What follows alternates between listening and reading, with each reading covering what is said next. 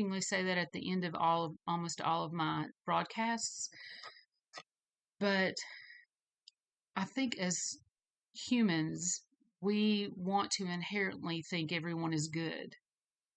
We don't want to think anybody is bad or that there's the potential for someone to be bad.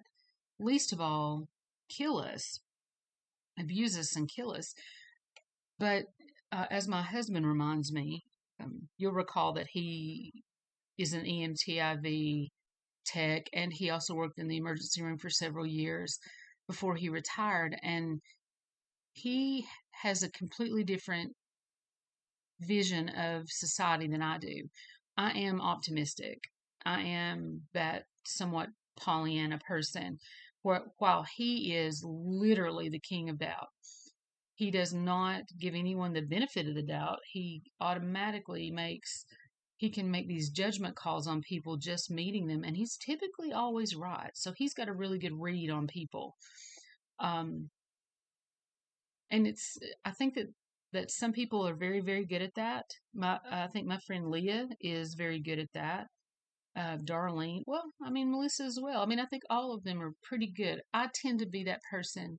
Well, I think Darlene's kind of like me in that regard. We tend to think the best of people. And if they do something bad, we think that, oh, they're just having a bad day. When really, intrinsically, they are not good people. It takes an awful lot for us to give up on someone or have that doubt. And Kevin has taught me a lot in our 30 years of marriage that not to trust just everyone. I was and still can be fairly manipulated because I do feel like we should see the best in people.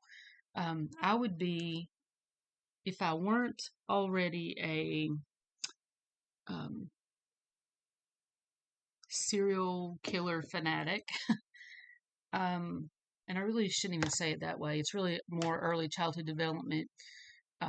That's my real interest in this. Yeah, it's interesting to read about what these people did, but my true interest, as you know, lies in why are they this way, and what can we do to prevent these type of situations in the future. And so I do try to think the best of people, but it can get you killed. It can get you killed, especially in this day and age. Even though we see a decline in serial killers, it doesn't mean that someone's not going to kill you. You can be their only victim and they're a murderer, right? They don't have to kill multiple people as serial killers do, but your typical serial killer will go on this spree, and it's a short spree, just maybe 1 year typically. Those who are very successful at it, like Bundy, like BTK, the big names that we have sensationalized, they're the ones who are very, very clever, very methodical in what they do. They have a routine and a plan, and everything's very well organized. It's not opportunist necessarily killing. They plan this out. They think about this. They make situations work for them. So it's a very high level of manipulation. And I don't think Chase was one of these people who had that mental capacity to be a manipulative, conniving murderer. I think he was an opportunist.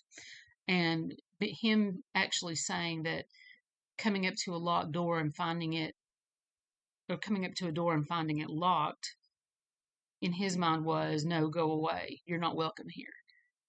And those that were unlocked, he thought, oh, well, they want me to come in. I'm going to go in. And then that's when, of course, all the bad things happen.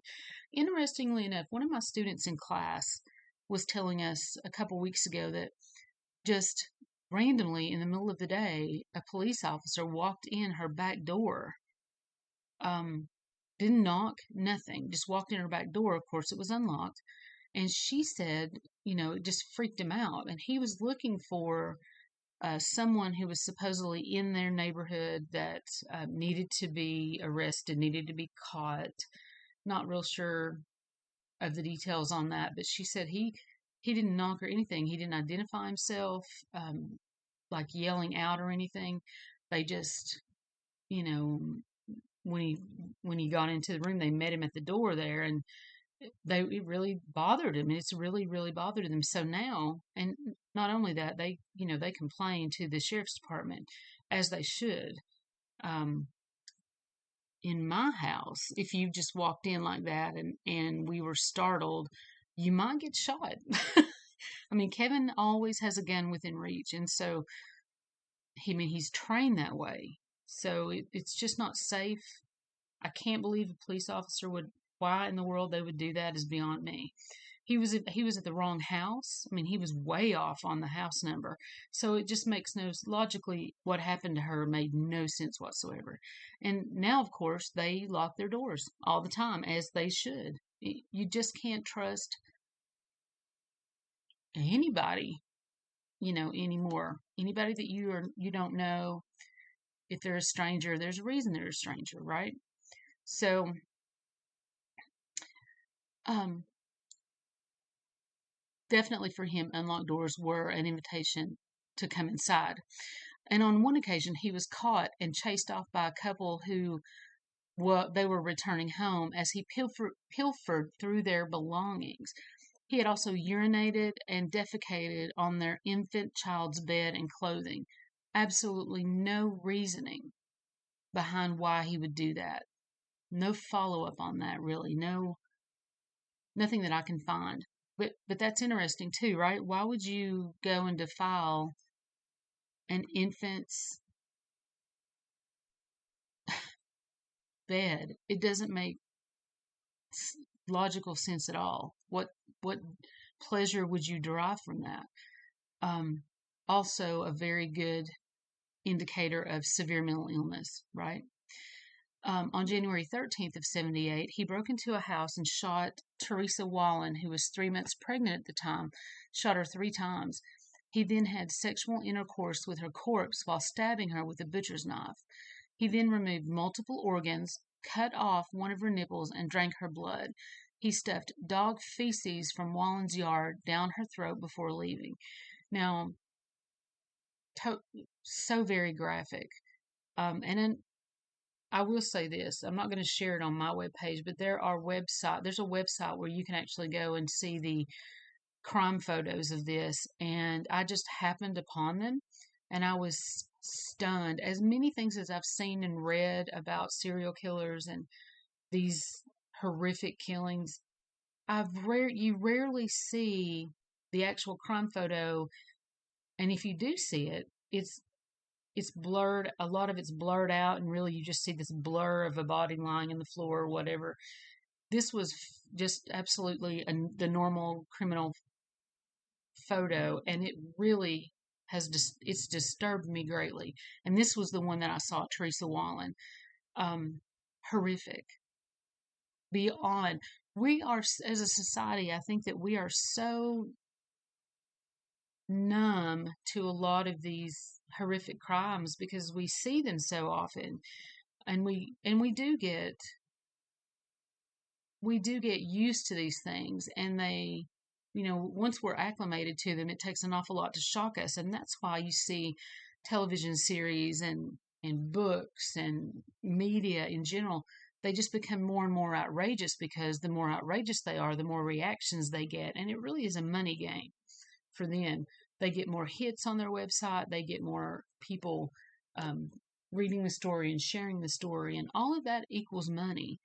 So for them, it's not, they're not thinking about how are we desensitizing America or the world? How are we desensitizing our children? That's what that huge debate is over video games like Call of Duty. That really became a huge argument when we had the mass shootings at Columbine. They did play, um, they did play, what's that game? I just had it and I lost it. It's that really graphic, game about, it's Call of Duty. Call of Duty. There's several others, but Call of Duty's one of the main ones. And those boys were huge Call of Duty fans. And it does desensitize you. I mean, you've got 4, 5, 6-year-old children playing these games, watching heads blow off and blood go everywhere. And it's so graphic. And I can remember when I first saw these things, I was upset about it. I, I had nightmares about it. It really disturbed me. And I was very sheltered as a child, and so these type of things just were not a part of my childhood. I never saw those type of things. I was very, very sheltered and protected. And so it's taken a long time for me to be able to actually, look at these things in a way that I can analyze them, and not be deeply, deeply affected by them. I've learned to kind of cut that off, cut that emotion off. These pictures, however, are horrific. Again, I would never share them with the public, but you certainly can go and find them if you want to. That's up to you. Excuse me, I'm yawning. I still haven't really caught up on all my sleep from all the wedding festivities of the last 2 weeks. And if you keep up with Composition of a Killer on my Facebook page, you'll know I've kind of slacked off in my publications just because I've been so wrapped up in my son's wedding, and so we just got that completed this weekend. It was fantastic and wonderful, but I'm exhausted. I'm exhausted. So if I pause and yawn, or if I pause for a moment, it's because I'm drinking my caffeine, and I've got to kind of keep it, because right now I'm really considering a nap right after I finish this. Isn't that awful? I've been up since like 7:45. Anyway, I digress. The 23rd of January 1978, of course, that's when he shot Teresa Wallin. And then shortly after, January 27th, he entered the home of 38-year-old Evelyn Mirath, that he encountered her friend Danny Meredith, whom he shot with his .22 handgun. No information about how he got that gun. Again, back in the 70s, were we as diligent with gun ownership as we are today? I doubt it. I was born in 71, so I was just a young child at this time. We always had guns in our house. My father was a marksman. He was in the military. He was a sharpshooter. So we were raised with guns. We were raised with a very deep respect for guns. I enjoy going to the gun range and shooting my gun. I have a .32. Kevin carries a .45 or a 9mm, and for us, it's just common. And I know I'm from Tennessee. Tennessee is a very heavily populated state where the majority of people have guns. It's just part of our lifestyle. We hunt. I don't personally hunt, but in my family we hunt, and we have land, and so guns for us are normal. I'm not sure how he got a gun with a mental history, but again, they may not have had the records and the backgrounds that we have now.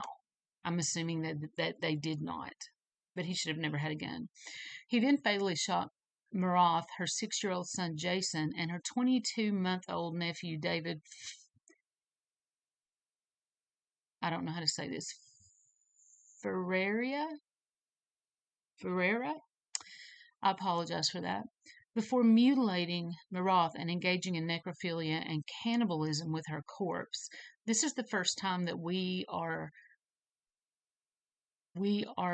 told, and there was evidence of cannibalism. A visitor's knock on the door startled Chase, who fled in Meredith's car, taking Ferreira's body with him. The visitor alerted a neighbor, who called police. They discovered that Chase had left complete handprints and shoe imprints in Mirath's blood. Chase was arrested shortly afterwards, and when they searched his apartment, found the walls floor, ceiling, refrigerator, and all of